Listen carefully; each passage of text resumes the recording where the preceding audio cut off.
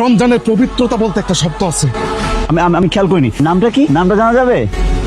আম্মা আম্মা, আমি তো ঘর খুঁজেছি, আমার ক্ষুধা লাগছে, খাওন কই? তোর কি শরম করে না? এই রোজা রমজানের দিকে চিল্লে চিল্লে ভাত খোঁজে। আমার ক্ষুধা লাগছে, আমি আমার মায়ের কাছে খাওন খুঁজি। আমি কি পাশের বাড়িতে খাওন খুঁজি? তোর বয়স কত? 18 বছর হয় নাই, 12 বছর হয় নাই, 14 বছর হয় নাই, 18 বছর হয় নাই, তুই কি বড় হবি না? আম্মা, আপনি জানেন ভালো করে আমার ক্ষুধা সহ্য হয় না। রোজা রাখলে আমার ক্ষুধা আমার পেট চুচো করে। তুই বুঝোস না কেন? তোর মতো উপযুক্ত ছেলেরে যদি আমি রাইন্দা খাওয়াই, এটা আমার গুনাহ হয়? এত কথা কোনো তো মা, তুমি কি আমার খাওন দিবে কিনা কও? তুমি যদি খাওন না দাও, আমি কিন্তু পাশের বাড়ি থেকে খাওন চাবো। চুলের তো একদমই যত্ন নাও না, চুলের অবস্থা তো খুবই খারাপ। একটু কি তেল দিতে ইচ্ছে করে না? ননদিনী কি কারো প্রেমে টেমে পড়ছে নাকি? আরে ধুর, তুমি জানো না আমি হলাম মোল্লাবাড়ির মেয়ে। মোল্লাবাড়ির মেয়েরা তো প্রেম টেম করে না। মা সামিয়া, এই জায়গায় বসে কি করতেছো মা? ভিতরে আস। এই কি উপযোগে পারতেছিলেন? হ্যাঁ আমি আমি আপনারে কইতেছি, আপনি এইখান থেকে ওইদিকে উঠে যেয়ে কি পারতেছিলেন? হ্যাঁ, এই গাছের উপর থেকে আমার এক লক্ষ্য করেন না? আমি কিন্তু একটা ছায়া দেখতে পাই। আমি যেই দিকে যাই আপনি সেইখানে আমার লক্ষ্য করেন, আমি এই দিকে গেলেও আপনি লক্ষ্য করেন। আপনি আমার পিছু পিছু আসেন, আপনার সমস্যা কি? সমস্যা কি আপনি বুঝেন না?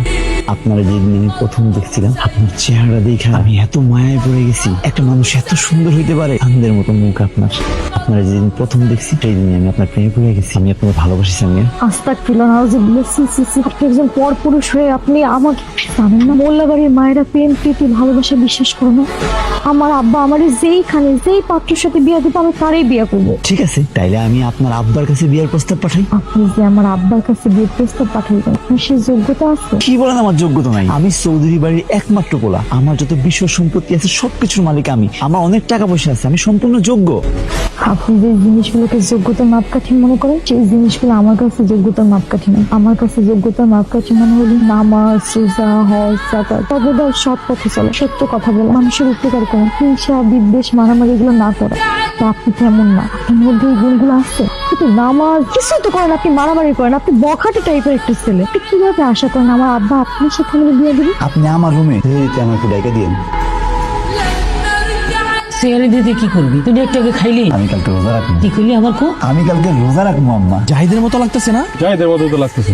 সালামু আলাইকুম। সালাম দিতেছো? তোর হয়েছে নাকি? সালাম তো সবাই সবারই দিতে পারে, এটা তো রহমত। তুই তো ছোটবেলা থেকে জীবনে টুপি পাঞ্জাবি পরস না। আরে জীবনে পড়ি নাই তাই বলে কি আজকে পড়তে পারবো না? মানুষের কি পরিবর্তন হয় না? সিগারেট দে, তোর ঘন্টায় ঘন্টায় সিগারেট না হলে ভালো লাগে না। আরে এই রোজার মাসে তুই এগুলো কি পেতেছস? রোজার মধ্যে বিড়ি খামু কি লেগে? ওই চল ভাত খাবি। কি রে তুই খাওয়ার টাইমে সাজা গুজা করে যাস, আবার জিগজাগ পাঞ্জাবি পইরা কাহিনী কি? এশার নামাজ পড়তে যাইছি, এশার নামাজ পড়ে এসে খামু। এশার নামাজ পড়বি, আয়সা খাবি।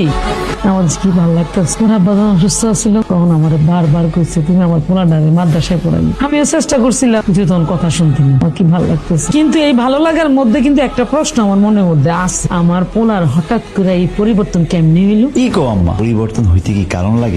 আমি তো মানবো না। এত চিল্লাচিল্লি কইরা, এত নালিশ টালিশ কইরাও আমি কিন্তু পরিবর্তন আনতে পারি নাই। এখন আমার পোলার কি হয়েছে, কি জাদু ঢুকছে মনের মধ্যে যে এত পরিবর্তন? আমি তোর জন্ম দিচ্ছি না, তুই আমার জন্ম দিচ্ছ, আমি কি কিচ্ছু বুঝি না? তুমি জানো আমি কেমন আছি? আপনি এই গ্রামে থাকেন, আমিও থাকি, আমরা এক পরিবার আরেক পরিবারে ভালো করে জানি চিনি। আপনারা তো মাশাআল্লাহ উত্তম ফ্যামিলি, আপনার মেয়েও মাশাআল্লাহ। সবাই সবাই যেহেতু ভালো জানি ভালো বুঝি, এই যে সম্পর্কটারে একটা নাম দিতে চাই।